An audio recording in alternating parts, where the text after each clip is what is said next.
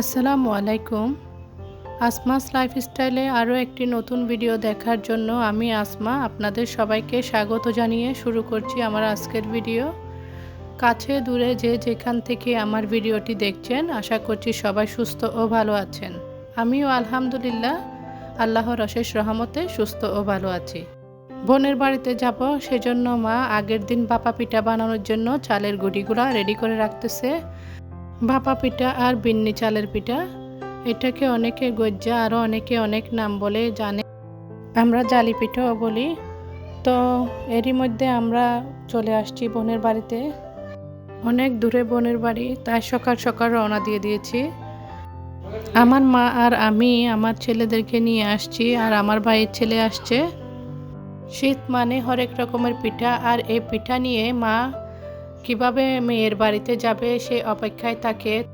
আর আমি বাড়িতে আসার পর থেকে মা ভাপা পিঠা বানাতেই থাকে, আমাদের জাতীয় পিঠা ভাপা পিঠা। এই পিঠা খেতে খেতে আর বলতেছি খেতে পারতেছি না, আর বানাইও না। তাই বোনের বাড়িতে আসার সময় এই ঝালি পিঠাটা, এই বিনি চালের পিঠাটা আমার খুব পছন্দের, সেটা বানাতে বলেছিলাম। একসাথে মিলে খাবো সেজন্য বেশি করে বানাই নিয়ে আসছি।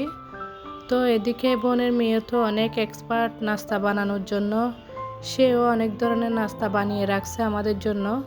চটপটি, তারপরে সমোসা, সিঙ্গারা, মোমোস। এখনকার মেয়েরা বিয়ের আগে অনেক কাজ করে, আর আমরা তো কিছুই করতাম না।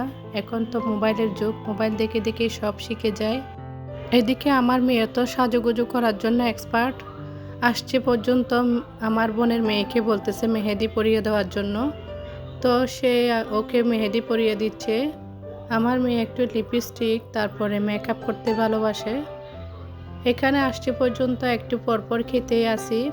তো আবার শনপাপড়ি নিয়ে আসছে, এটাও খাচ্ছি। খেতে খেতে মনে হয় মোটা হয়ে যাচ্ছি, বসে বসে খাচ্ছি, তো সেজন্য বললাম বাসায় তো খেতে খেতে আবার কাজ করি, তো এনার্জি লস হয়ে যায়।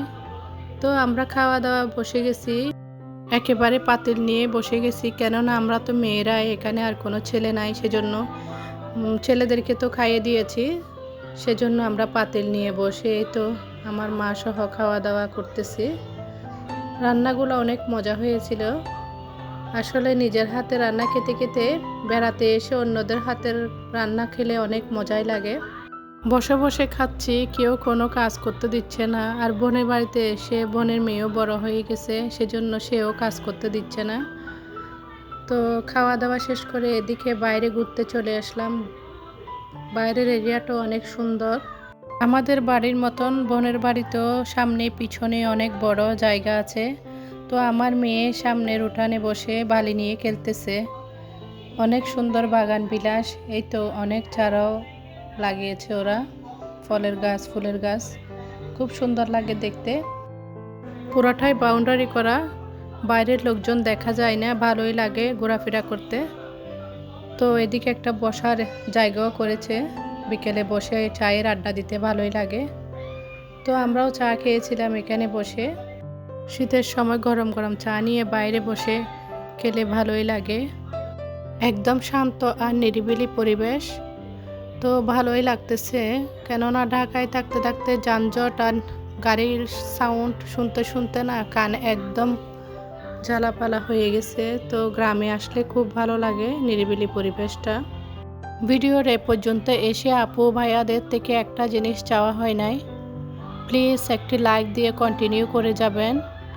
আর আমার ভিডিওতে যদি নতুন কেউ জয়েন করে থাকেন, ভিডিওটি যদি ভালো লেগে থাকে তাহলে সাবস্ক্রাইব করে দিয়ে আমার পাশে থেকে যাবেন। আপনাদের একটি লাইক আমাকে আরও 10 জনের কাছে পৌঁছে দিতে সাহায্য করবে, প্লিজ আপনারা ভুলে যাবেন না লাইক দিতে।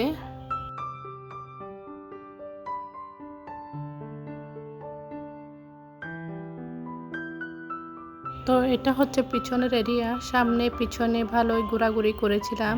সন্ধ্যা হয়ে যাচ্ছে সেজন্য বাসায় চলে আসছি। বোনের মেয়ে ফ্রোজেন করে রেখেছিল, সেই নাস্তাগুলো বাঁচতেছে, আমি দাঁড়িয়ে দাঁড়িয়ে দেখতেছি আর ভিডিও করতেছি। মোমোসগুলো ভালোই মজা হয়েছে, দোকানের মতনই হয়েছে। তো আমি চাচ্ছিলাম একটু হেল্প করে দিতে, কিন্তু ও দিচ্ছে না আমাকে। আসলে বাড়িতে আসলে না অলস হয়ে যায়, বেড়াতে গেলে কোথাও একদম অলস হয়ে যায়। বাসায় থাকলে অনেক কাজ করতে পারি।